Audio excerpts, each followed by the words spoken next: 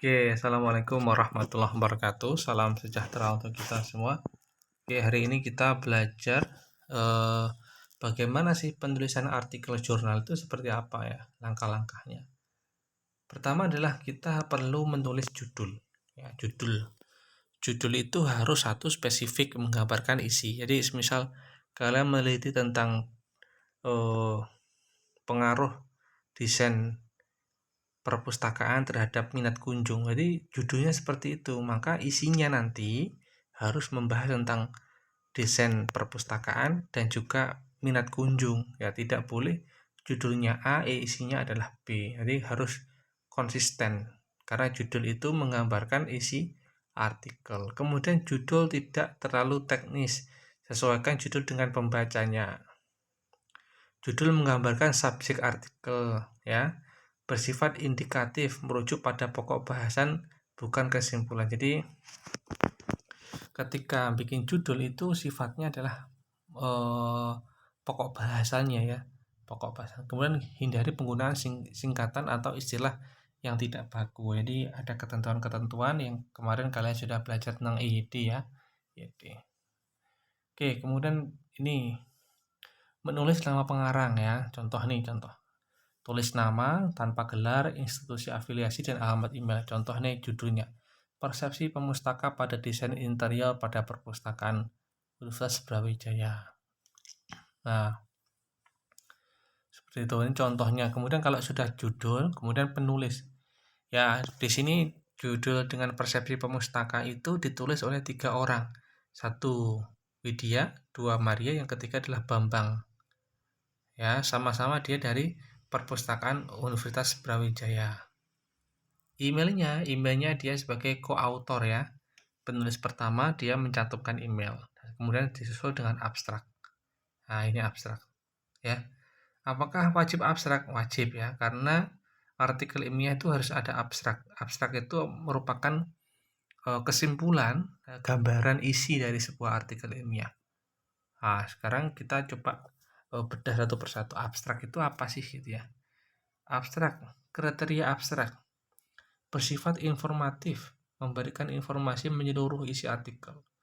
Hindari menggunakan singkatan, ditulis ringkas, padat, dan jelas. 100 sampai 200 kata, ya. Jadi abstrak ini hanya ditulis 100 sampai 250. Mulai dari kata-kata inovasi itu sampai dengan yang belakang itu kata kunci. Nah, itu harus ditulis secara singkat, padat, ya. Kemudian abstrak itu mencakup pendahuluan, latar belakang, isi, tujuan, metode, dan hasil dan kesimpulan. Kemudian keyword, ada keyword, ya, konsep-konsep yang mewakili dari isi. Contohnya seperti ini.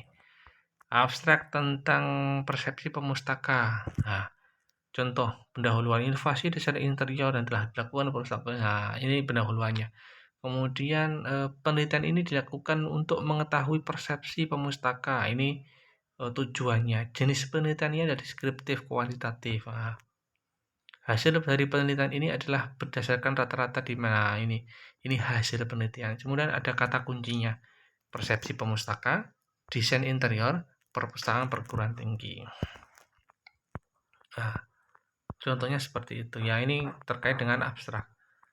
Abstrak yang baik adalah jika memungkinkan pembaca mengidentifikasi esensi atau isi artikel secara akurat, menarik minat pembaca untuk membaca lebih jauh isi tulisan, membuat gagasan baru, inovasi, dan terobosan yang hendak ditawarkan penulis. Jadi ketika seseorang itu bikin abstraknya yang bagus, maka dari abstrak itu seseorang akan sudah bisa paham arahnya kemana sebuah artikel itu. Iya. Oke, sekarang abstrak sudah. Sekarang kita bahas tentang pendahuluan. Ya. Pendahuluan merupakan entry point bagi pembaca. Oleh karenanya harus disajikan secara menarik sehingga dapat memikat pembaca. Jadi pendahuluan itu sifatnya harus menarik, ya, tidak definitif, ya. Karena pendahuluan itu salah satu isinya adalah latar belakang, maka masalah yang ingin diteliti, ingin diangkat dalam sebuah tulisan itu harus ada di pendahuluan. Kenapa sih kita itu menulis tentang desain interior? Kenapa? Alasannya apa? Ya. Kenapa kok menarik? Kenapa kok interior? Kenapa nggak eksterior? Kenapa kok desain? Ya. Kenapa kok nggak tata letak begitu? Nah, ini contoh. Nah, itu salah alasan-alasan itu semua harus tertulis di dalam pendahuluan ya, atau latar belakang masalah. Nah, ini contohnya. Menulis pendahuluan, menguraikan kepentingan suatu topik ditulis masalahnya seperti apa, kemudian tujuannya berisi alasan penulis artikel. Ini contohnya tekniknya ya. Menulis pendahuluan, the hook, pernyataan kalimat pembuka. Jadi kamu bikin satu dua paragraf kalimat pembuka, kemudian ada kalimat penghubungnya, connecting information. Yang ketiga, baru diberikan permasalahan yang kamu temukan yang ada di lapangan. Perpustakaan itu bagus ya secara desain, tapi secara nyatanya dari kunjungan pemustaka kepada perpustakaan masih sangat rendah. Nah, seperti itu, contohnya seperti itu.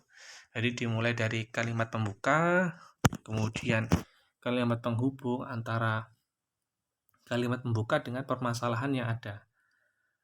Apa itu hook? Hook itu adalah pernyataan pembuka yang dikemukakan oleh penulis. Hook berfungsi untuk menarik perhatian membaca untuk membaca tulisan lebih lanjut apa yang ingin disampaikan penulis. Oleh karenanya, seorang penulis penting untuk memberikan pernyataan atau informasi pembuka yang menarik ya. Jadi pintar-pintar penulis saja untuk bikin hook ya. Contoh, to be or not to be, that is the question. Nah, over 20,000 people in the United States are killed alcohol related traffic accident every year. Nah, ini kan contoh-contoh judul yang menarik. To be or not to be ya. That is the question. Nah, setelah the hook tadi, itu ada namanya uraian penghubung ya. Connecting information merupakan kalimat atau uraian membantu menghubungkan pembaca dengan topik yang hendak disampaikan. Kalimat uraian tersebut merupakan latar belakang dari suatu topik. Ibarat suatu jembatan yang mengkondisikan pembaca dengan satu topik yang ada. Jadi tadi ketika hooks ditulis, maka setelah itu harus dikasih dengan connecting information ya. Connecting information. Jadi orang nanti kalau baca itu kayak ngalir aja gitu ya. Tidak ada merasa meloncat ketika baca ini selesai kok. Tiba-tiba bahas ini. Nah, tidak begitu.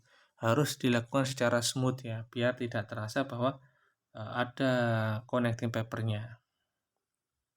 Contoh, kegiatan rutinitas harian sederhana. Dia melakukan segalanya mulai dari menyapu lantai sampai memasak. Jika seseorang bertanya kepada Cinderella, apakah ada pekerjaan rumah tangga yang kamu benci? Dia mungkin akan menjawab, kenapa tidak ada? Itu saja, karena pekerjaan rumah adalah tugas saya. Contoh ini ya. Kemudian kalau sudah connecting information, maka selanjutnya adalah permasalahannya. Nah, ya. Jadi masalahnya itu apa sih? Kenapa kok topik ini tuh ditulis? Kenapa kok nggak yang lain? Secara di lapangan gimana? Fenomenanya gimana? Itu ditulis secara detail di masalah yang ada di sini ya. Ditulis secara detail, mendetail ya. Contohnya begini.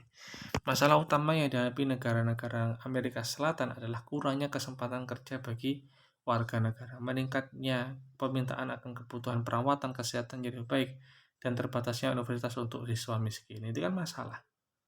Ya, masalah. Ternyata negara dikdaya Amerika juga memiliki kekurangan-kekurangan seperti ini ya. Padahal mereka superpower loh, negara superpower, tapi kenyataannya masih membutuhkan perawatan kesehatan, kemudian kampus-kampus yang masih sangat terbatas untuk siswa miskin ya, seperti itu. Oke, jadi contoh teknik mengembangkan ide atau gagasan. Kembangkan kembangkan ide gagasan melalui ilustrasi atau pengembangan suatu topik. Kemudian melakukan perbandingan ya. Kembangkan ide gagasan dengan membandingkan penjelasan tentang persamaan dan perbedaan. Nah, misal perbedaan desain eksterior itu bedanya apa sih dengan interior? Kemudian kenapa kok desain itu harus dilihat dari keseluruhan? Kenapa kok tidak salah satu? Misal dari sisi raknya saja, kenapa begitu ya? Kita bisa melakukan perbandingan seperti itu. Ilustrasi itu juga sama ya, ilustrasi. Kita melakukan penggambaran terhadap sebuah topik ya, seperti itu. Definisi. Kemudian kalau definisi jelas, kita memberikan definisi dari sebuah topik ya. Kemudian ini contohnya, klasifikasi pengkategorian. Kembangkan ide gagasan dengan melakukan klasifikasi atau kategorisasi terhadap satu topik. Misal, ini penelitian yang dilakukan A, ini bahas tentang desain interior. B juga di interior. Si E interior. Nanti ada si C, itu desain eksterior. Si Z eksterior. H eksterior. Jadi klasifikasi atau dikategorikan seperti itu. Jadi tulisan nanti akan lebih banyak, akan bisa menulis sangat banyak karena ada tadi ya, mengembangkan ide gagasan tadi pakai menggunakan pengklasifikasian atau kategorisasi. Karena ada sebab akibat, kembangkan ide gagasan melalui penjelasan tentang suatu sebab dan akibat dari sebuah topik. Akibat dari adanya semisal bulan puasa itu mengakibatkan harga kebutuhan bahan pokok meningkat selama bulan puasa. Nah, contohnya seperti itu, dikembangkan lagi, ditulis. Salah satunya adalah daging ayam, ya, ayam potong dan daging sapi.